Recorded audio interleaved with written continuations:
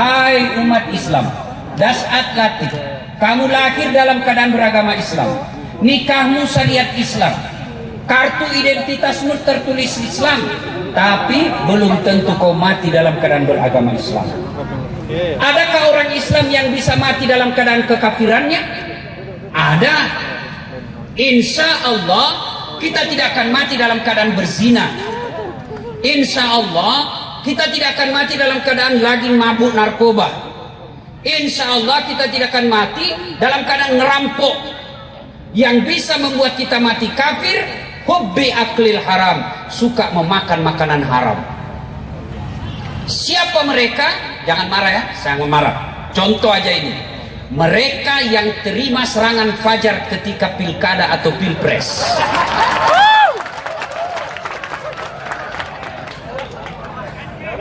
Ya, apa NPWP nomor piro, wani piro. Ini banyak yang begini. Kita larang calon bupati, kita larang anggota DPR nyogok, tapi kita terima duitnya. Ada enggak begitu di sini? Ada, enggak usah pencitraan, ada. Malah tulis siap menerima serangan fajar. Termasuk anggota DPR yang terpilih gara-gara nyogok. Termasuk ASN yang terpilih gara-gara nyogok. Maka selama dia makan gajinya, selama itu menurut jumhur ulama, selama itu dia makan uang haram.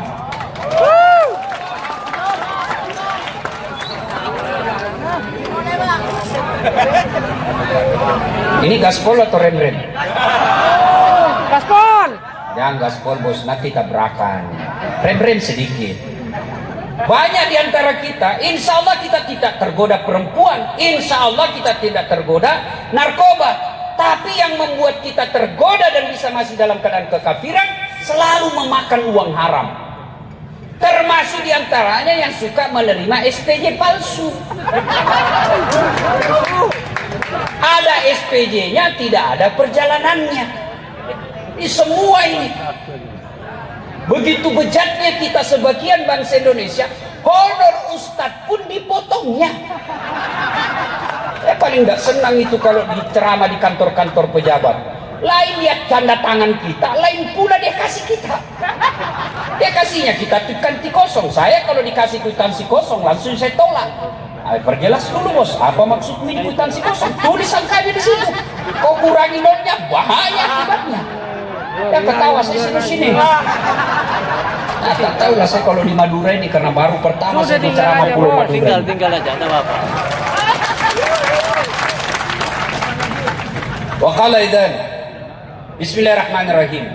Ya ayyuhalladzina amanu dukhulu fis-silmi kaffatan wa la tattabi'u khutuwatis syaitan innahu lakum adu mubin. Wahai orang-orang yang beriman, masuklah engkau ke dalam Islam secara sempurna, bukan Islam pencitraan, bukan Islam pilpres, tapi Islamlah secara benar.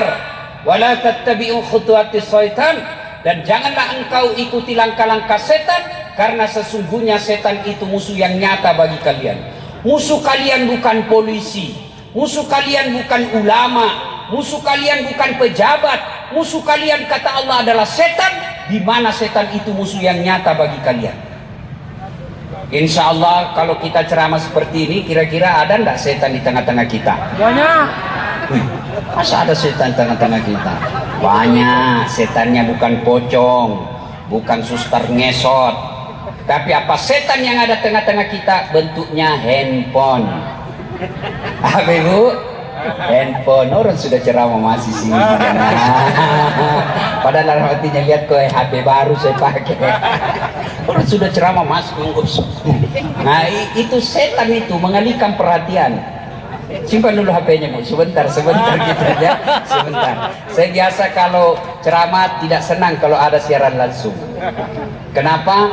Ini bisa kita offside pak. Contoh, Ustadz kita Abdul Somad, beliau ditanya, Pak Ustadz bagaimana hukumnya main catur?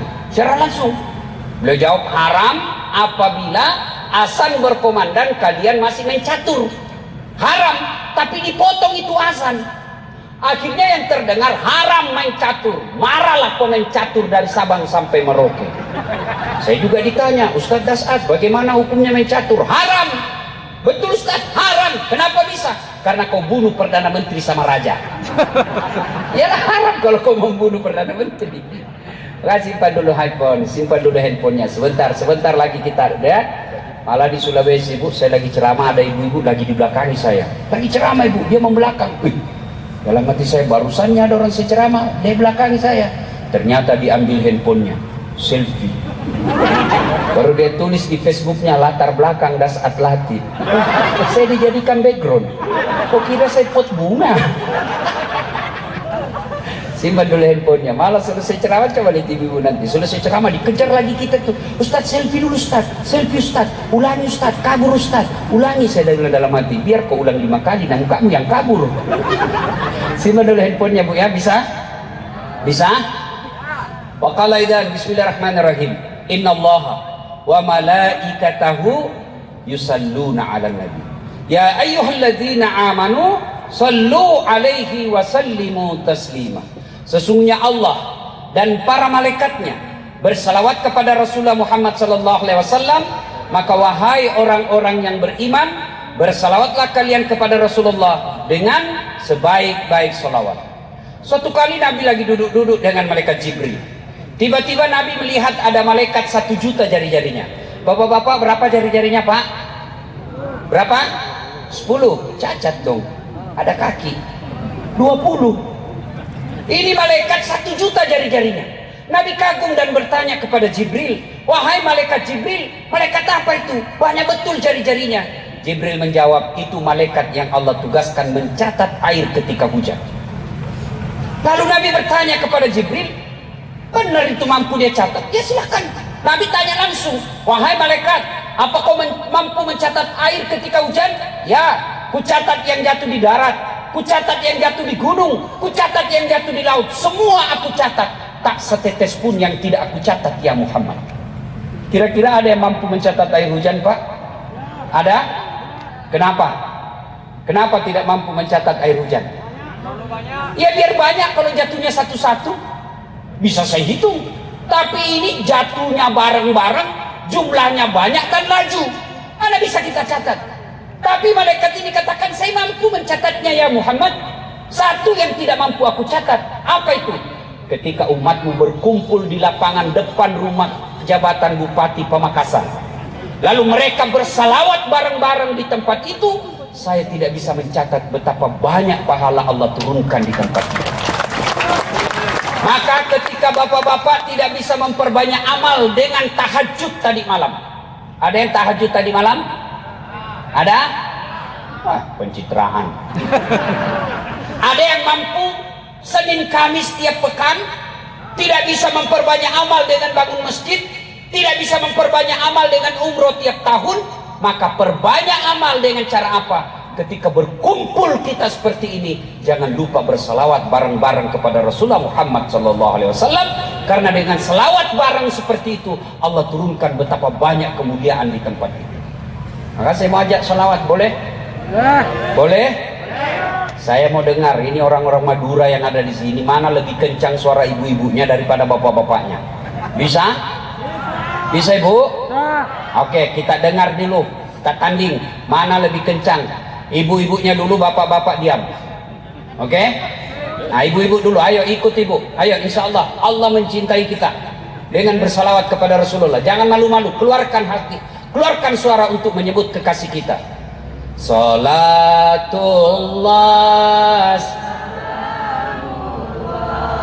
ala toha salatullah ala yasin. Nilainya 5,0. Ibu-ibu diam, bapak-bapak yuk yang merasa jenis kelamin laki-laki jangan malu-malu Pak, jangan mempermalukan jenis kelamin kita Pak. Ayo ibu-ibu diam, ayo Pak, ayo. Salatullah yang di belakang ala toha Rasulillah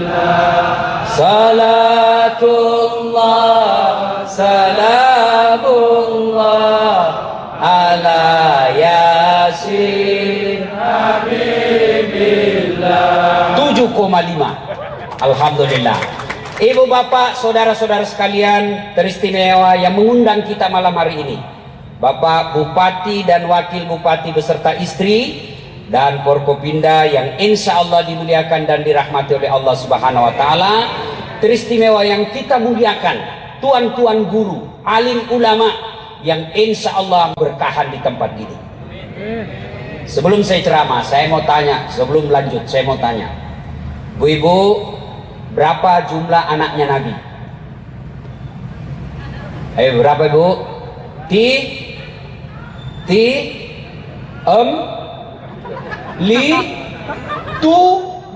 Bingung. Bapak-bapak, berapa jumlah anaknya Nabi? Bingung sampean. Ayo, siapa yang tahu anak pertamanya Nabi? Saya kasih hadiah. Ayo, siapa nama anak pertamanya Nabi? Siapa? Jokowi. Siapa? Ayo, angkat tangan. Kesini saya kasih hadiah. Ayo, sini, saya kasih hadiah. Cepat, lari. Sini. Ayo, jangan buka Google. Ayo, cepat sedikit. Saya kasih kau hadiah. Nah, siapa nama anak pertamanya Nabi? Cepat. Nah, sebelum jawab ada passwordnya. Passwordnya siapa namanya neneknya Dasat Latif. Lain kali orang Madura kalau ditanya jangan langsung tidak tahu, jawab saja. Belum tentu mereka juga tahu. Nah, siapa nama anak pertamanya Nabi? Sayyidina Qasim. 100.000. Beda uang Ustadz dengan uang Kapolres. Monggo, matur nuwun, nggih. Nah, ibu bapak, saudara-saudara sekalian, ini gunanya maulid. Coba, sekarang tadi saya tanya, lebih banyak yang tidak tahu berapa jumlah anaknya Nabi. Berapa? 7. Kalau tidak ada maulid seperti ini, nanti anak-anak muda kita milenial, mereka tidak tahu sejarahnya Nabi. Mereka lebih tahu penciptanya Facebook daripada junjungan kita Rasulullah Muhammad SAW. Maka ini tujuannya maulid. Saya dari Sabang sampai Merauke maulid, bahkan sampai ke benua Eropa, ke Amerika, saya maulid. Sama-sama hikmahnya, dari Sabang sampai Merauke ke Eropa. Apa hikmahnya? Dengan hikmah maulid kita meneladani Nabi. So masalahnya bagaimana kita mau meneladani Nabi kalau sejarah Nabi kita tidak tahu? Zaman saya kecil, saya cepat tahu sejarah Nabi. Ibu saya tuturkan, nah Nabi kalau tidur begini, nah Nabi kalau minum begini, nah Nabi kalau bersahabat tangan seperti ini. Kenapa? Orang tua kita dulu tahu sejarah Nabi. Saya tahu sejarah Nabi melalui lagunya ibu saya. Ada lagu saya waktu kecil, ibu saya sambil cuci piring, dia nyanyi begini. Pada zaman dahulu kala, pada zaman jahiliyah. Saya tanya, kenapa sih zaman jahiliyah, Mak? Dia lanjut lagi lagunya sambil cuci piring. Lahirlah seorang Rasul yang terakhir dan mulia. Siapa sih Nabi terakhir, Mak? Nabi Muhammad namanya. Ibunya siapa, Mak? Siti Aminah ibunya. Bapaknya siapa namanya, Mak? Abdullah nama ayahnya. Di mana tinggal? Di Sumeneb atau Pamekasan? Madinah tempat tinggalnya. Terus kenapa lagi, Mak? Setelah dewasa diangkat menjadi Rasul. Siapa yang angkat? Bupatinya atau wakil bupati? Oleh Allah yang kuasa. Allah itu siapa, Mak? Pencipta alam semesta. Itu lagu ibu-ibu dulu. Dari sebaik lagu saya tahu Nabi lahir zaman jahiliyah. Di mana Nabi lahir? Dari lagu itu kita tahu di Makkah. Di Madinah beliau hidup lama. Bapaknya siapa? Bahkan dalam kalimat tauhid, dalam sebaik lagu itu ada dalam tauhid itu. Apa itu? Siapa Allah? Pencipta langit semesta. Itu lagu ibu-ibu dulu. Gak sarjana, bukan anggota DPR suaminya. Sekarang lagunya ibu-ibu apa? Lagu ibu-ibu sekarang, yo ayo, ayo, beleng-beleng. Putar ke kiri, no, putar ke kanan. Apa itu beleng-beleng? Kita ketawa karena istri kita begitu toh. Katanya majelis taklim tiap bulan dengar pengajian, 4 kali dengar pengajian. Tapi kalau olahraga, bajunya sempit, roknya sempit, di depan lah ibu-ibu. 1, 2, bapak-bapak di belakang, 3. Mana hancur majelis taklim kita sekarang? Ya, itu lagu. Dari lagu sebenarnya kita bisa menceritakan sejarah Nabi. Itu lagu ibu saya dulu kepada saya. Lalu sekarang lagu anak saya kepada anak saya ajarkan lagu. Anak saya namanya Ece. Ece itu panggilan perempuan bagi anak Bugis. Nah, Ece, ini lagu. Hafal ini nak. Anak-anak Nabi ada 7 orang. 3 laki-laki, 4 perempuan. Pertama Qasim, Abdullah, Ibrahim, Zainab, Ruqayyah, Ummu Kalsum, Fatimah. Ibunya bernama Siti Aminah, bapaknya bernama Abdullah, kakeknya bernama Abdul Muthalib, pamannya bernama Abu Thalib. Itu lagu. Dari situ anak saya tahu 7 anak Nabi. Pertamanya Qasim, 3 laki-laki, 4 perempuan. Ada dakwah syariat di dalamnya. Sekarang anak-anak kita siapa yang ngajari ibunya? Ibunya juga yang salam lagu. Lalai, panggil aku si Jablay. Abang jarang pulang, aku jarang dibelai. Dia sambunglah anaknya. Pulang-pulangku berbadan 2. Lucu bunting dia pulang. Jadi dari lagu kita bisa ngajarkan sejarah Nabi. Nah, maulid ini juga sesungguhnya menceritakan sejarah Nabi. Supaya apa? Supaya kita bisa tahu dari kisah-kisah itu, kita bisa meneladani Nabi. Maka saudara-saudaraku yang tidak mau maulid silahkan, tapi jangan menuduh kami yang maulid ini orang yang sesat. Ini banyak anak-anak sekarang hidupnya lebih banyak bikin dosa, tiba-tiba hijrah, modal jenggot, celana jingkrang, langsung semua bid'ah. Maulid bid'ah, Isra Mi'raj bid'ah, taksiyah bid'ah, jabat tangan selesai sholat bid'ah, doa bersama bid'ah. Tidak ada pada zaman Nabi.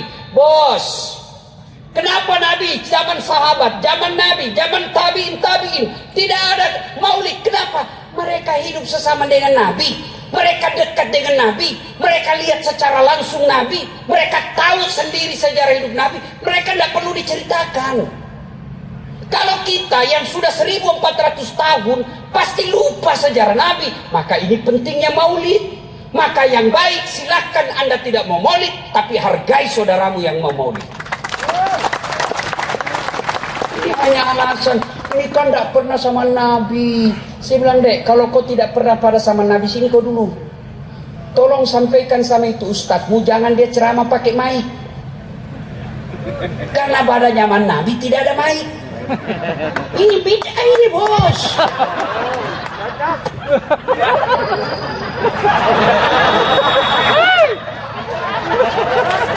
Bid'ah ini, bos. Itu soal mic yang berkaitan langsung dengan ibadah. Sini kau. Pernah tak Nabi bayar zakat pakai beras? Pernah Nabi pakai zakat pakai beras? Berarti Bapak harus pakai kurma sama gandum. Berarti orang yang bayar zakat rakyat Indonesia pakai beras itu bid'ah. Ayo, Nabi dari Madinah ke Mekah umroh zaman itu pakai apa? Pakai apa? Pakai unta. Maka datanglah sampean Pergi umroh naik pesawat itu bid'ah. Tidak ada pada zaman Nabi. Maka silakan dari Pemakasan. You pergi Makkah pakai onta. 17 tahun kau dah sampai. Maka saudara-saudaraku, mari saling menghargai. Silahkan yang mau maulid laksanakan dengan sepenuh hati, dengan semeriah kemampuan kita. Yang tidak mau maulid silahkan tidak usah maulid. Dan kalian yang tidak mau maulid jangan mengatakan yang tidak maulid mereka sesat. Saling menghargai, aman persoalan. Pertama. Nah sekarang yang kedua, saya tidak mungkin menceramai bapak-bapak, tuan-tuan tidak mungkin saya ceramai. Saya sampaikan saja beberapa sisi kehidupan Nabi yang mudah-mudahan bisa kita bawa oleh-oleh pulang ceramah. Itu Nabi lahirnya zaman jahiliyah. Apakah jahiliyah itu berkaitan dengan waktu saja? Tidak. Jahiliyah itu berkaitan dengan karakter, mental, tabiat, sifat. Apa sifat jahiliyah? Satu di antara sifat jahiliyah itu, makasih Pak Bupati, alhamdulillah. Apa karakter masyarakat jahiliyah? Sombong. Di antara sekian banyak karakter jahiliyah, sombong. Apa itu sombong? Pakai barang mahal? Belum tentu. Sampean punya duit, beli baju krokodil. Tahu krokodil? Buaya. Cap buaya. Sampean punya duit, beli itu kalau ada. Supaya marga harga diri kita tidak dihina orang lain. Ibu-ibu punya berlian, pakai itu berlian supaya orang tidak remehkan kita. Silahkan. Tapi apa itu sombong? Kata Nabi, dua karakter sombong: menolak kebenaran, nganggap remeh orang lain. Bapak pakai cap buaya, itu katanya kalau asli kepalanya menghadap ke dalam, kalau palsu menghadap keluar, jadi buaya darat. Ada buaya darat di sini? Ada? Tidak ada Pak. Tidak tahu nanti. Kata Ustadz Abdul Somad, buaya itu selama dia di laut, di air dia akan setia. Tapi jangan coba-coba dia ke darat, dia buaya darat. Nah, karakter orang sombong itu dua. Satu, nolak kebenaran, nganggap remeh orang lain. Pintar, baik. Cerdas, baik. Tapi merasa diri paling pintar, tidak baik. Benar, baik. Tapi merasa diri paling benar, tidak baik. Kenapa? Sombong. Dan pintu masuknya sombong, kata Nabi, ada 4. Satu, bertambahnya ilmu. Ini ulama bisa di dalamnya. Penceramah bisa di dalamnya. Setan itu ibarat pemain musik, dia tahu gendang yang cocok untuk seseorang. Kalau orang ilmu, dia datangi dengan cara apa? Sombongnya, merasa diri paling pintar. Jangan sombong gara-gara ilmu. Allah jelaskan dalam Al-Quran, wa ma utitu minal ilmi illa qalila. Saya tidak kasih kau ilmu kecuali sangat sedikit.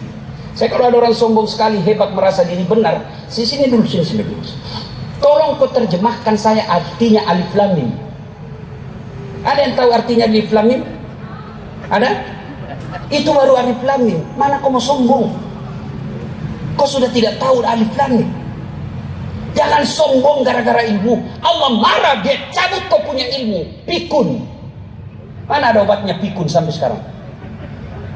Ada di Makassar. Banyak betul gelarnya Pak. Kala-kala gelar saya. Tapi sombong betul. Begitu mau pensiun, mulai pikun-pikun. Diprotes sama istrinya. Pak, biasanya kalau kau mau pergi mengajar, kau cium-cium jidatku. Ini sudah hampir 10 hari, kau tidak pernah lagi cium saya. Kata suami dalam hati, astagfirullah. Berarti siapa saya cium selama ini? Ternyata pembantunya. Jangan sombong. Kalau Allah cabut, kau tidak bisa bedakan mana pembantu, mana istri. Jangan juga modus Pak. Mantan-mantan sudah dengar begini, besok masuk kamar pembantu, didapat sama nanya, udah sekira ibumu nak. Apa yang kita mau sombongkan dengan ilmu itu? 2, penyebab datangnya sombong, kata Nabi, bertambahnya pangkat jabatan. Anggota DPR mau sombong. Bapak jadi anggota DPR karena dipilih. Kalau tidak dipilih, wabillahi taufiq wal hidayah. Wassalam. Bupati mau sombong pre 5 tahun aja bos. Kalau terpilih lagi ya 10. Kalau sudah 10 tahun biar bapak masih mau jadi bupati, tidak bisa pak. Bapak 10 tahun sudah itu lepas, mau lagi pasang lambang Garuda dibilang orang gila. Apa yang kita mau sombongkan dengan bupati? Nah, kepala dinas mau sombong. Bapak jadi kepala dinas karena disenang sama Pak Bupati. Biar Pak Bupati senang, kalau istrinya Bupati tidak senang, wassalam. Ayo, apa yang mau sombongkan dengan jabatanmu? Yang ketawa, saya serius ini. Ada Bupati juga ini menentukan juga Pak. Biar Pak Bupati sudah teken datanya, ya jangan suka selingkuh ini. Nah, jangan. Yang ketiga, apa yang Bapak mau sombongkan? Kata Nabi, tambahnya apa? 1 tambah ilmu, 2 tambah jabatan, 3 tambah harta. Jangan sombong gara-gara harta. Belajar dari Palu, tsunami di Palu, belajar dari Aceh, tsunami di Aceh. Sekejap saja itu Palu kemarin, tidak sampai 10 menit, prak, rata, miskin. Apa yang kita mau sombongkan dengan harta? Oke lah, tetap punya mobil banyak, tetap punya rumah, tetap punya deposito, punya kebun tembakau yang puluhan hektar. Tapi kalau Allah marah, dia cabut kau punya nikmat. Apa? Duitmu banyak, tidak ada bisa kau makan. Dilarang makan nasi. Apa enaknya kalau dilarang makan nasi? Hah? Dilarang makan garam, dilarang makan gula, dilarang makan daging, dilarang makan lemak. Semua dilarang. Apa aja bisa dia makan? Ubi rebus. Duit 7 miliar cuma ubi rebus dia. Cilaka ngana. Apa? Duitnya betul, mobilnya harga 4 miliar pak. Mobil harga 4 miliar, baru 10 menit dalam mobil stres, hati-hati kanan kiri, rem. Apa yang kita mau sombongkan? Kata Nabi yang keempat, penyebab datangnya sombong, bertambahnya ibadah. Yang tadinya malah sholat, tiba-tiba hitam jidatnya gara-gara sholat. Dianggap remeh semua orang pak. Saya pun dimaki-maki di Facebook. Apa kau dasar cerita sunnah-sunnah kalau maulid, kau tidak pelihara sunnah? Kenapa kau tuduh saya tidak pelihara sunnah? Dia bilang buktinya kau tidak pelihara jenggot. Ya mau di apa kalau tidak mau tumbuh? Jenggot yang Masya Allah. Bos, adik-adik remaja, hijrah itu bukan sekedar bicara Arab. Afwan, jazakallah, kaifahalu, kullu nafsin sa'iqatul maut. Bukan sekedar itu. Biar kalian ilmu tinggi, ibadah lengkap, tapi kau remehkan orang lain, bahkan kau rendahkan martabat sesamamu muslim, kau hina di hadapan Allah. Rasulullah mana pernah kita dengar meremehkan orang? Jadi orang sombong itu jahiliyah. Meskipun dia hidup di tahun 2020, dia sombong, karakter jahiliyah ada pada dirimu. Jadi jahiliyah itu bukan tahun sebelum Nabi lahir. Sekarang pun kalau kamu jahiliyah, sombong, nganggap remeh orang lain, nolak kebenaran, kalian masyarakat jahiliyah. Maka hadir agama menghilangkan kesombongan itu. Kata Allah dalam hadits qudsi, ada 3 temannya setan. Satu di antara teman setan, ghaniyun mutakabbir, orang kaya yang sombong. Kaya jabatan sombong, temannya setan. Kaya harta sombong, temannya setan. Kaya ilmu sombong, temannya setan. Kaya ibadah sombong, temannya setan. Nih, berikutnya, kisah berikutnya. Ketika usia Rasulullah 36 tahun, terjadi perselisihan di kota Mekah. Belum jadi nabi, belum jadi nabi. Apa sumber perselisihannya? Ka'bah dipugar dan batu Hajar Aswad ini ditempatkan kembali pada posisi. Bertengkar 4 suku, merasa masing-masing punya hak meletakkan batu itu. Kira-kira kalau di Pamekasan ini, orang Madura katakan saya lebih berhak, orang Jawa kata kami lebih berhak, orang Bugis kalau ada kata kami lebih berhak, kemudian orang Betawi katakan kami lebih berhak. Mereka bertengkar 4 suku di Mekah ini, berhari-hari tidak ada solusi. Akhirnya satu di antara kepala suku berkata, begini aja, daripada kita ribut tidak ada ujung pangkalnya, kita tunggu besok. Siapa orang pertama yang lewat di pintu itu, dia tunjuk satu pintu, kira-kira pintu masjid lah kalau sekarang. Siapa yang lewat di pintu itu besok, dialah yang kita tunjuk untuk menunjuk siapa yang angkat batu di antara kita ini. Gimana saudara-saudara sekalian? Setuju? Setuju. Tunggu besok. Tunggu. Oh, ternyata siapa orang pertama yang lewat di pintu itu? Dia adalah Muhammad bin Abdullah, yang masyarakat Makkah menggelarinya sebagai manusia al-amin, yang dipercaya. Kalau kalian mencintai Rasulullah dan ingin meneladani Rasulullah, maka jadilah umat yang pandai, cerdas. Begitu pentingnya ilmu pengetahuan dalam Islam. Ayat pertama turun bukan perintah puasa, ayat pertama turun bukan perintah sholat, ayat pertama turun bukan perintah zakat, bukan perintah haji, tapi apa yang Allah pertama turunkan? Iqra, baca. Berarti umat Islam ini tidak boleh menjadi umat yang bodoh. 4 sahabat Nabi. Pak Bupati mohon izin, kalau Pak Bupati ingin mengangkat staf ahli atau tim sukses, ini 4 karakter sahabat Nabi yang perlu dicontoh. 1, Abu Bakar Siddiq. Beliau sangat arif dan bijaksana. Maka harus ada yang dekati bapak orang yang arif dan bijaksana. Yang kedua, Umar bin Khattab, yang digelari dengan Al-Faruq, yang artinya tegas, haram haram, halal halal, tidak ada kompromi. Umar bin Khattab. Jangan penjilat. Ya siapa. Ini yang merusak bupati, biar salah siapa. Ini yang merusak pejabat kita ini, menjadi feodal, biar salah dibilang siap benar. Yang ketiga, Utsman bin Affan, pengusaha dermawan, bukan pengusaha pelit. Yang banyak memang dekat-dekat pejabat ini kan pengusaha, tapi pengusaha serakah. Dia mau ambil semua proyek, ini yang rusak bupati.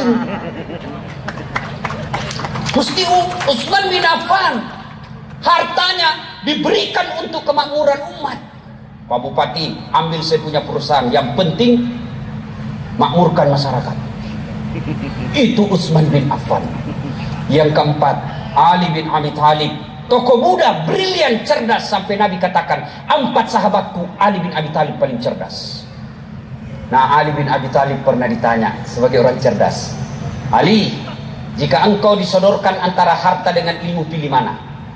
Ibu-ibu, kalau saya sodorkan iPhone 11 dengan kitab Durratun Nasihin, pilih mana ibu? Mana? Kitab pencitraan. Bapak-bapak pilih mana? Handphone atau Durratun Nasihin? Handphone. Tapi apa kata Ali? Saya pilih ilmu. Kenapa pilih ilmu ya Imam? Ada 3 kelebihan ilmu dibanding harta. 1, harta setengah mati kau jaga, ilmu dia yang jaga kamu. Contoh, punya duit 5 juta, kasih masuk bele-bele.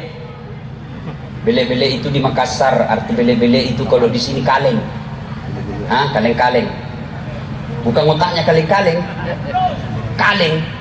Sudah itu masukin duit, kaleng itu digembok, sudah gembok. Kaleng ini dimasukin lemari, gembok lagi lemari. Sudah berapa gemboknya? 2.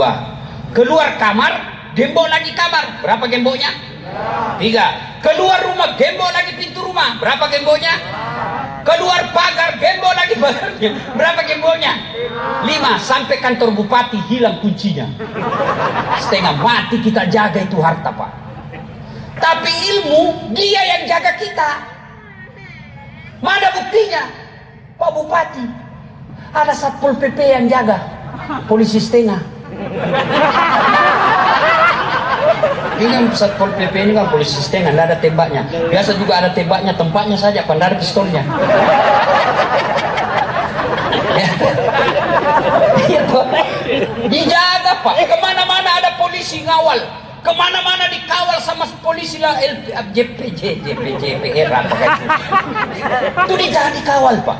Kenapa jadi dikawal? Karena jadi bupati. Kenapa jadi bupati? Karena cerdas. Mana buktinya? Dengar sambutan tadi. Masih muda dan programnya mencerdaskan kehidupan masyarakat. Ini pengejawantahan, penerjemahan daripada Iqra, baca. Apa itu? Berikan beasiswa masyarakat. Tinggal kepala dinas, pilih yang bagus-bagus bos, jangan pilih yang dekat. Jangan pilih karena dia hanya karena pesantren keluarga. Jangan, itu merusak sistem. Pilih yang betul-betul mampu.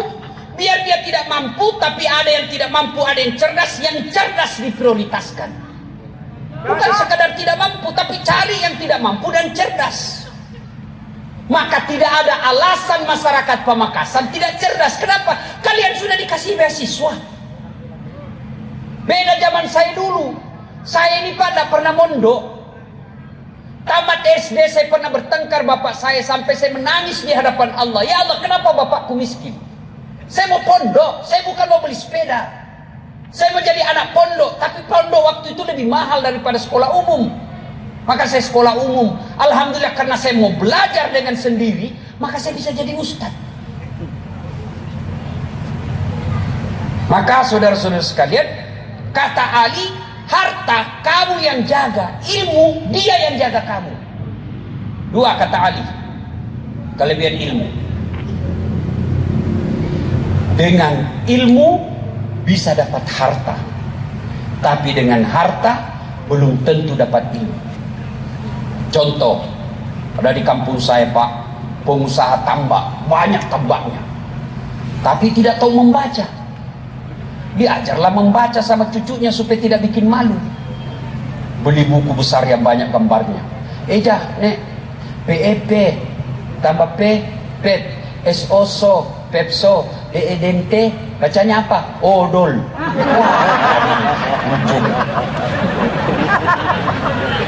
Dibawa lah dia ke Makassar, masuk di mall. Tahu mall kan? Di dalam mall ada tangga lift, dia naik turun itu. Begitu masuk mall, terbuka itu tangga lift, dia eja itu, open. Wih, besar betul pembikin kuenya ini. Open di kampung saya itu open, bahasa Belanda pembikin kue mentega. Dia bayangkan, besar betul pembikin kuenya ini orang di kota. Terbuka pintu lift, ada orang Tionghoa masuk, dia teriak, woi, ada utama, apa pelah bahasa Bugisnya. Dan ku masuk, panas di situ, jangan ku masuk. Masuk ini orang Tionghoa, tertutup pintu. Beberapa saat kemudian terbuka, keluar orang Afrika. Dan saya sudah bilang jangan kau masuk, hanguslah kau. Padahal banyak masuk. Ini beleng-beleng. Banyak duitnya, tapi on. Dibawalah makan di restoran. Di mana makannya? Pak, anaknya bawa restoran di Makassar. Enak semua makanan tadi nak. Satu aja tidak kusuka. Setengah mati kutelan tidak mau masuk. Repot. Kata anaknya, yang mana? Setengah mati aku telan. Kenapa? Tidak bisa. Yang mana Pak? Itu yang putih tipis. Ternyata tisu. Karena dilihat orang sudah makan banyak gini, dia telan itu tisu. Ini banyak duitnya tapi beleng-beleng. Kata Ali, dengan ilmu kau dapat harta. Mana buktinya? Apa Pak? Orang pusing harga tiket naik. Saya tidak pernah pusing soal tiket. Kenapa? Bukan saya yang beli. Saya yang beli bupati. Ayo Pak.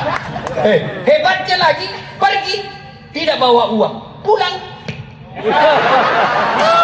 Maka belajar adik-adik sekalian. Ini kita punya Pemakasan. Kalau kalian anak muda milenial, adik-adik santri, adik-adik usia sekolah, kalau kalian tidak sekolah, maka kalian akan menjadi penonton di kabupaten tanah kelahiranmu. Sekarang belajar. Tidak ada alasan tidak belajar. Kenapa? Pemerintah sudah siapkan beasiswa. Oh, bayangkan tadi sini videonya, bayangkan Pak, gulung-gulung rokok. Kalau saya itu, saya akan ganti gulung-gulung rokok dengan buka-buka Quran. Mungkin karena di Pemakasan banyak tembakau, di situ bisa masuk iklan perusahaan rokok. Tapi tidak mungkin Pak Bupati memberikan beasiswa yang begitu banyak untuk menarik anggaran pembangunan struktural, pembangunan infrastruktur. Makanya dibutuhkan kehadiran perusahaan-perusahaan di kabupaten ini. Mereka diharapkan CSR-nya, bantuan perusahaan memberikan beasiswa kepada anak-anak yang ada di Pemakasan. Tapi tidak mungkin perusahaan masuk kalau ada teror terus. Dengar ceritanya kontraktor di akhirat? Pernah? Oh, jadi penghuni surga sama penghuni neraka ini SMS-an. Kata penghuni surga, Mas bro, bagaimana kabarmu di neraka? Dia bilang tidak ada enaknya. Di blender terus kita di sini, tidak ada nyamannya. Kamu di situ di surga gimana? Banu, masya Allah, nyaman betul. 1 laki-laki 7 bidadari. Kata penghuni neraka, boleh tidak kami jalan-jalan ke situ? Boleh aja ke sini. Tapi bagaimana caranya? Nah, penghuni neraka kan kreatif Pak. Dia bilang begini, kami bangun jembatan dari surga, kamu juga bikin jembatan dari surga neraka. Setuju? Setuju. Ketemu kita di tengah. Oke, setuju? Setuju. Lelang proyek. Waktu pekerjaan 3 hari. Keluar pemenang tender. Proyek dari neraka hari pertama selesai 50%. Hari kedua tuntas 70%. Hari ketiga efisien dan efektif, tuntas sampai di tengah hari ketiga. Sampai hari ketiga ini proyek surga belum dimulai. Ngintiplah ini dari neraka. Kenapa di dalam surga ini belum dimulai proyek? Teriaklah ini dari neraka, Mas bro, kenapa belum mulai proyekmu? Kami sudah sampai di tengah sesuai perjanjian. Apa kata dari surga? Bagaimana mau dimulai? Kontraktor, pemborong, pengawas, panitia ada semua di situ. Di sini hanya penghafal Quran, nggak tahu dia ngitung-ngitung kan.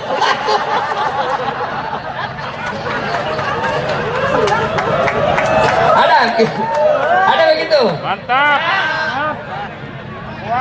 Itu kontraktor di negara lain, bukan di Pemakasan.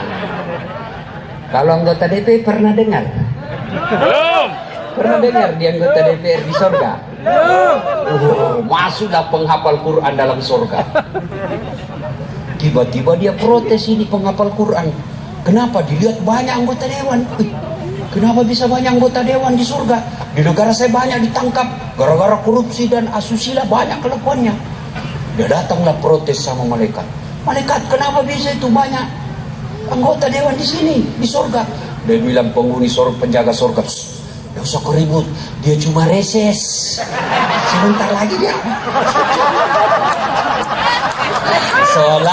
Salatullah salam ala toha rasulillah, salatullah salamullah ala yasin habibillah. Satu kisah berikutnya, suatu kali Nabi pulang dari dakwah agak lama. Begitu lamanya, rindu betul Aisyah. Rindu Aisyah. Akhirnya Aisyah menyambutnya di pintu kota Madinah. Bukan lagi di rumah beliau, di pintu kota Madinah disambut. Gembira betul Aisyah. Begitu gembiranya, beliau tiba-tiba membuat teh. Salah satu kebiasaan Rasul kalau keluar dibikin teh. Nah, kehebatan Rasulullah itu sangat romantis.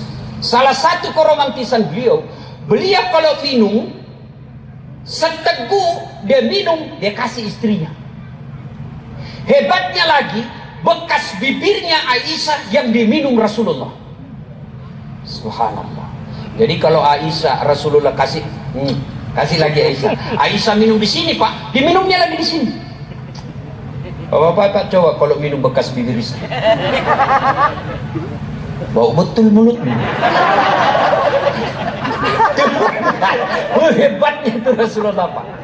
Tapi pada hari itu Rasulullah minum, tidak dikasihnya istrinya. Minum 2 kali Rasul, Aisyah tidak dikasihnya. Aisyah mulai cemberut. Lalu ketiga kalinya tidak dikasih Rasulullah.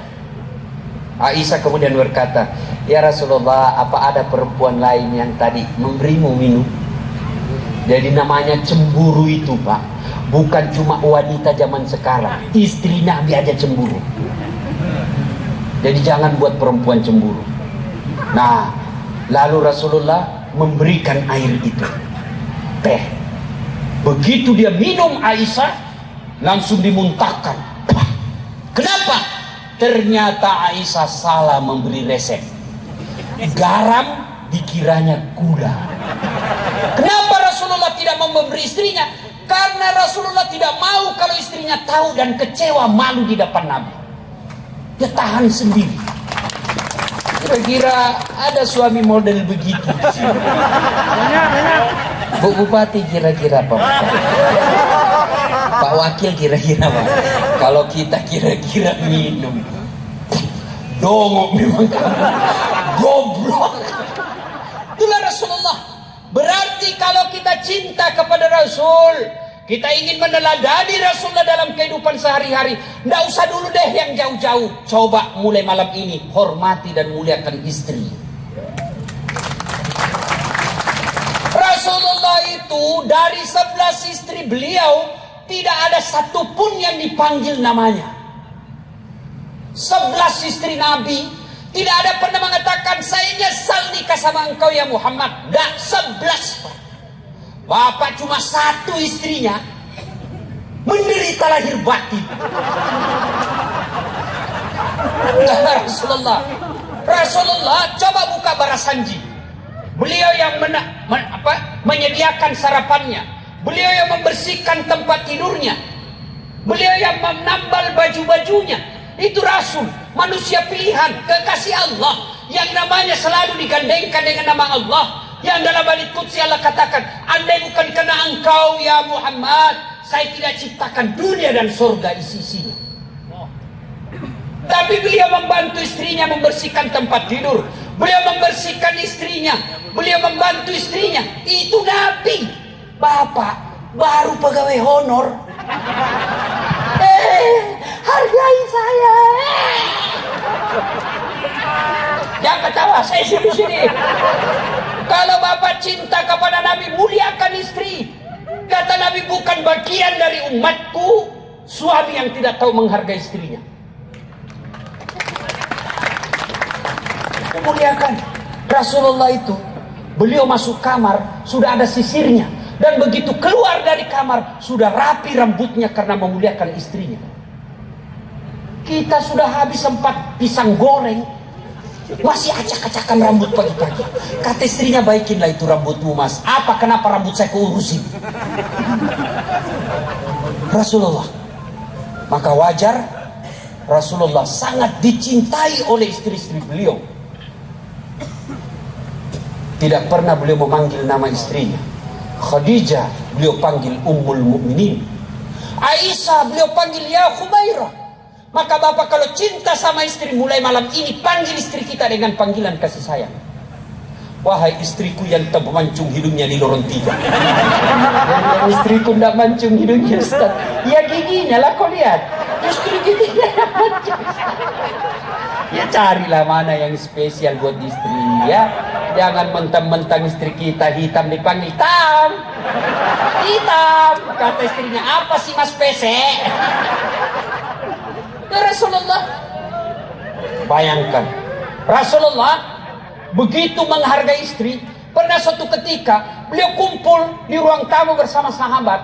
Tiba-tiba datang istri beliau yang ketiga, agak senior, agak tua, dan yang membuka pintu Aisyah.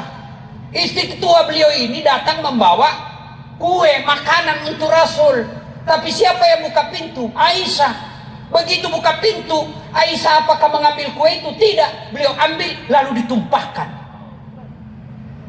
Karena cemburu. Kira-kira kalau bapak kepala dinas ditumpahkan di depan muka dan ada kawan-kawan di sini, apa bapak kira-kira masih senyum? Kau permalukan saya. Saya ini eselon. Tapi apa begitu Rasulullah? Rasulullah tidak meresponnya dengan emosi. Rasulullah tidak meresponnya dengan harga diri beliau. Apa beliau katakan kepada sahabatnya? Kau lihat itu ibuku lagi cemburu.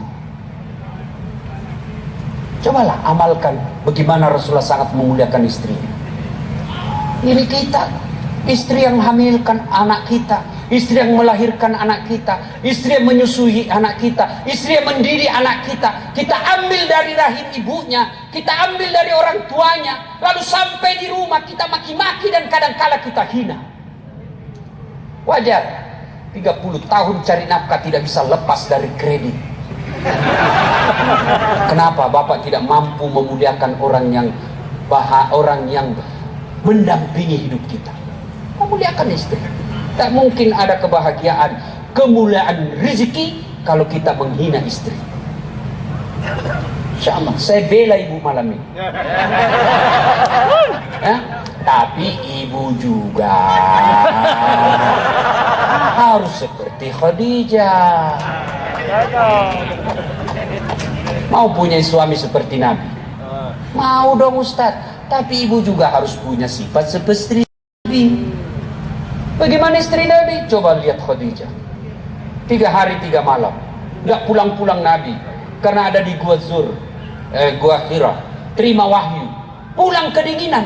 Beliau kedinginan pulang. 3 hari 3 malam nggak pulang. Begitu pulang kedinginan. Lalu Rasul berkata, ya istriku, kedinginan saya, selimuti saya. Kira-kira ibu-ibu 3 hari 3 malam tidak ada kabar dari suami. Di WhatsApp di reject, di telepon dimatikan. Tiba-tiba pulang kedinginan, selimuti saya. Kira-kira ibu selimuti? Ibu interogasi. Dari mana kamu? Nah, artinya apa? Kalau ibu mau punya kekasih suami seperti Rasulullah, maka punyalah sifat sangka baik. Ini berapa banyak rumah tangga berantakan karena istri selalu sangka buruk. Telepon suaminya tidak jawab, mulai sangka buruk. Pasti gara-gara Rioni ketemu lagi. Sangka baik, telepon tidak dijawab jam 8 pagi. Oh, berarti suamiku lagi sholat duha. 1 jam kemudian telepon belum dijawab. Oh, berarti lagi rapat dengan Pak Bupati. Jam 12 telepon belum dijawab. Oh, lagi sholat jamaah di masjid Bapak. Tiba-tiba sore masuk WhatsApp, saya lihat suamimu, wih bonceng cewek, cantik betul. Oh, berarti suami saya lagi nge-grab. Enak perasaan. Tidak ada bahagianya orang yang selalu sangka buruk. Coba itu resep Nabi. Buat matanya senang. Yang kedua kata Nabi, buat perutnya terisi, kenyang. Maka masaklah masakan kesenangan suami. Sekali-kali telepon suami, kalau tidak bisa tiap minggu, sekali sebulan. Terima gajinya, terima honornya, WhatsApp suami kita. Pak, jangan lupa, jangan makan di luar hari ini. Hari ini masak spesial buat bapak. Senangkan kita sebagai suami. Langsung dikasih lihat semua teman di warung kopi. Kau lihat ini, istri soleha, ini makanan suami istri saya. Luar biasa. Bu, pernah WhatsApp suaminya begitu? Kalau bapak pernah terima WhatsApp, jangan makan hari ini di luar pak. Paling yang bapak terima, jangan lupa sigap beli gas. disuruh singgah beli gas, padahal pangkatnya kapten. Iya. Kok tahu Ustaz? Ya saya pernah rasakan. Astagfirullah. Saya pulang tasya tiba-tiba masuk WhatsAppnya mamanya cek di rumah. Ustaz habis pembalut. Innalillah. Tidak mungkin supir saya suruh beli untuk istri saya. Sudahlah saya bersinggah. Mudah-mudahan tidak ada yang kenal saya. Begitu saya bayar di kasir tiba-tiba nyelonong ibu majelis taklim. Ustaz beli pembalut. Saya langsung spontan, saya bilang, biar ibu daripada saya melahirkan. Gitu resepnya Pak, supaya tidak tersinggung. Apa resepnya? Jangan bayangkan harga diri, pakai ilmunya Umar bin Khattab. Umar bin Khattab itu perkasa jantan, setan iblis saja minggir kalau ketemu Umar bin Khattab. Tuh Umar, suatu ketika ada sahabat yang melaporkan istrinya. Kenapa? Istri sahabat ini suka ngomel. Mudah-mudahan dipanggil Umar untuk dinasihatin. Ke rumahnya Umar. Begitu dekat dengan rumah Umar, dilihatnya Umar juga dimarahi sama istrinya. Balik, bupati aja dimarahi. Besok ketemu, ya Amirul Mukminin, saya lihat Anda kemarin ngomel sama istri, diam-diam aja malah senyum. Dengar jawaban, dengar sedulur-sedulur. Dengar jawaban Umar. Begitulah cara saya berterima kasih kepada istriku yang telah hamil, melahirkan dan menyusui anak saya. Coba, ibu-ibu masih ingat waktu hamil? Ada ndak enaknya ibu hamil? Ndak ada enaknya. Jalan aja setengah mati. Mana ada ibu hamil langsung duduk aja? Ndak, dia pelan-pelan dulu. Duduknya pakai standar samping.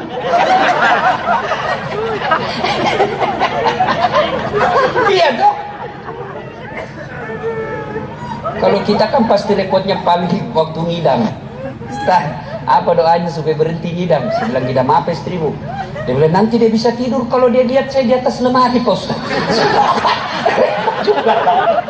Jadi kalau istrinya mau tidur jam 10, setengah 10 sudah naik di atas lemari. Sudah berhenti kalau dikasih bodoh-bodoh ke istri. Yang kedua kata Umar, begitulah cara saya berterima kasih kepada istriku yang telah melahirkan anakku. Masih ingat waktu melahirkan ibu? Masih? Ada enggak ibu-ibu melahirkan senyum? Ayo bu, mentang-mentang istri bupati melahirkan, keluar konak. Setengah mati juga dia. Itu Pak. Tuh bapak-bapak stres tapi masih sempat merokok.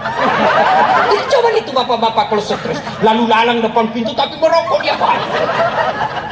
Coba itu istri, pilihannya hanya dua. Kalau udah setengah mati, mati setelah melahirkan anak.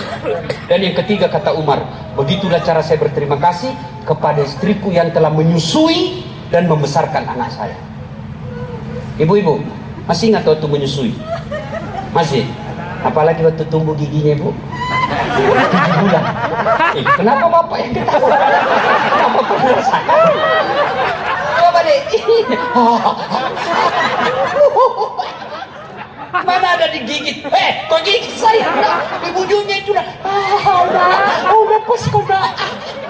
Itu siang anaknya. Malam. Makanya Umar bin Khattab tidak pernah tersinggung ketika istrinya ngamuk-ngamuk. Itulah sebabnya ketika Nabi ditanya, ya Rasulullah, setelah Allah dan Rasulnya siapa yang saya taati ya Rasul? Apa jawaban Nabi? Ibumu. Setelah itu siapa ya Rasul? Ibumu. Setelah itu siapa? Ibumu. Setelah itu siapa? Bapakmu. Ibu. Kenapa? Mengandung, melahirkan, menyusui. Ibu, bapak. 3 ibu, 1 bapak. Paham? Ibumu, bapakmu. Berarti 1 bapak, 3 ibu. Nambah lagi. Kalau berani sampean. Berani. Nah, ibu bapak, saudara-saudara sekalian, berarti kalau cinta kepada Rasul, teladani Rasul sebagai suami, ibu teladani Rasul menjadi seperti istri Nabi. Bapak, saudara-saudara sekalian, banyak yang ingin kita sampaikan, tapi waktu yang terbatas. Insya Allah lain waktu dan kesempatan kita akan lanjutkan. Dan pada akhirnya, apapun dan siapapun kita, ada pada diri Rasulullah Muhammad SAW. Kalau Pamekasan ini mau sejahtera, lahir dan batin, bukan dari sumber daya alamnya. Coba lihat Saudi Arabia. Tunjukkan saya Saudi Arabia ada sawahnya. Tidak pernah saya melihat sawah. Di Indonesia dari Sabang sampai Merauke, tunjukkan saya kabupaten yang tidak ada sawahnya. Semua punya sawah. Saudi Arabia tidak pernah impor dan krisis beras. Indonesia kadangkala masih impor beras. Padahal kita punya sawah sejauh mandang memata memandang. Berarti yang bisa memakmurkan negara kita bukan sumber daya alam bagi kita orang beriman, tapi apa? Kecintaan kita kepada Islam kita. Dan Islam hadir karena jasa dari seorang manusia, yaitu Muhammad Sallallahu Alaihi Wasallam. Karenanya kalau mau makmur Pamekasan ini, cintai Rasulullah Sallallahu Alaihi Wasallam. Bagaimana cara mencintai Rasulullah? Menurut pendapat-pendapat para ulama, mencintai Rasulullah itu satu, memperbanyak menyebut namanya dengan cara bersalawat kepada Rasulullah. Allah perintah puasa, Allah tidak puasa. Allah perintah haji, Allah tidak haji. Allah bahkan perintah solat 5 kali semalam, Allah tidak ikut menunaikan solat. Tapi Allah perintah kita selawat. Dengar firman Allah, Innallaha wa malaikatahu yusalluna ala nabi. Allah dan para malaikatnya berselawat kepada Rasulullah Muhammad SAW. Tidak cukup sampai di situ, maka Allah mengajak kepada kita, wahai orang-orang yang beriman, bersalawatlah kalian kepada Rasulullah, bersalawatlah kalian kepada Rasulullah, yusalluna ala nabi, sallu alaihi wa sallimu taslima. Bersalawatlah kalian kepada Rasulullah dengan sebaik-baik salawat. Tidak diajarkan salawat sambil merokok, tidak diajarkan salawat sambil makan kue. Apa dilarang? Tidak dilarang, tapi itu bagian dari adab bersalawat kepada Nabi. Bersalawat dengan sebaik-baik salawat. Yang kedua, kalau cinta kepada Rasulullah, amalkan sunnah-sunnah. Bagaimana cara mengamalkan sunnah-sunnahnya? Amalkanlah sesuai dengan kemampuan yang mau kita lakukan, tanpa menghina orang yang tidak mampu melakukan sunnah. Ada orang barangkali mampu memelihara sunnah dengan pelihara jenggot, silahkan. Ada orang yang mampu memelihara sunnah dengan cara apa? Kaki celananya jingkrang, silahkan. Ada orang yang memelihara sunnah dengan Senin Kamis, silahkan. Silahkan yang Senin Kamis, jangan engkau celah orang yang pelihara jenggot. Silahkan pelihara jenggotmu, tapi jangan engkau meremehkan orang yang tidak pelihara jenggot. Lakukan sunnah itu sesuai dengan kemampuan kita. Dan yang ketiga, ketika cinta kepada Rasulullah, syarat yang ketiga, pelihara warisannya, cintai warisannya. Apa warisan Nabi? Bukan bupati, bukan presiden, tapi apa warisan Nabi? Al-ulama'u warisatul anbiya. Ulama adalah pewaris para nabi. Mencintai ulama bagian daripada perintah agama. Suatu kali ketika pintu surga dan neraka sudah mau ditutup, yang artinya penghuni neraka sudah abadi, penghuni surga sudah abadi.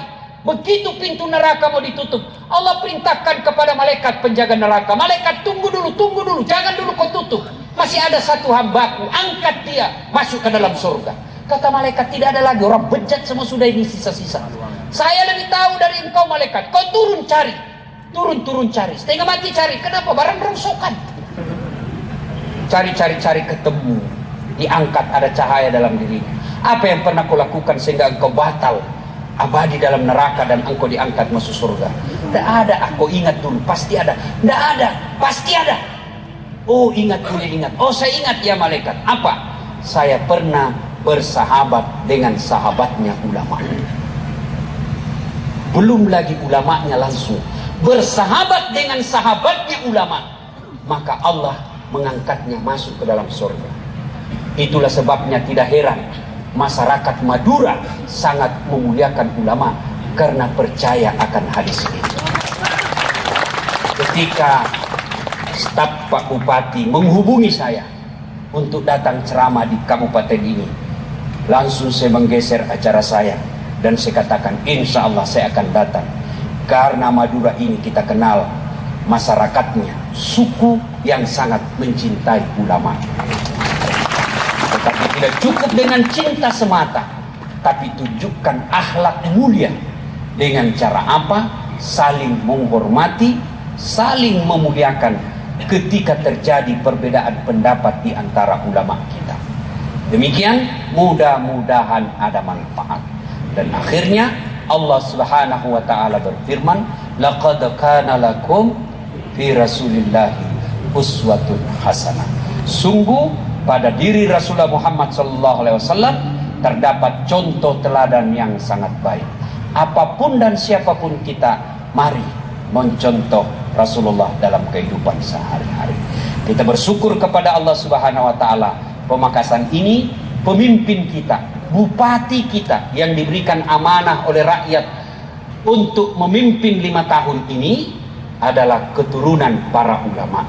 Karenanya tidak ada alasan untuk tidak taat kepada pemerintah kita yang apabila dalam keputusan-keputusannya itu mendekatkan kita kepada Allah Subhanahu wa taala.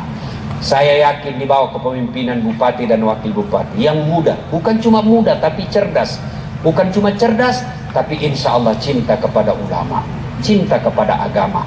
Karenanya kita berharap dan berdoa kepada Allah, mudah-mudahan pemimpin kita ditunjukkan yang hak adalah hak, berikan kemampuan melaksanakannya, dan ditunjukkan yang batil adalah batil, diberikan kesanggupan untuk memerangi kebatilan itu. Demikian, mudah-mudahan ada manfaat. Sebelum saya akhiri, saya ingin berpantun. Pantunnya begini: lebat batang padi jerami, padi dipanen di pagi hari, niat hati berpoligami, apa daya takut istri. Balasan pantun itu, burung kenari terbang tinggi, mencari makan di pagi hari. Bukan kami takut istri, cuma istri lebih berani. Demikian, mudah-mudahan ada manfaat. Lebih dan kurangnya mohon dimaafkan. Nun wal kalami misrun billahi fi sabilil haq. Assalamualaikum warahmatullahi wabarakatuh. Mohon izin berkenan.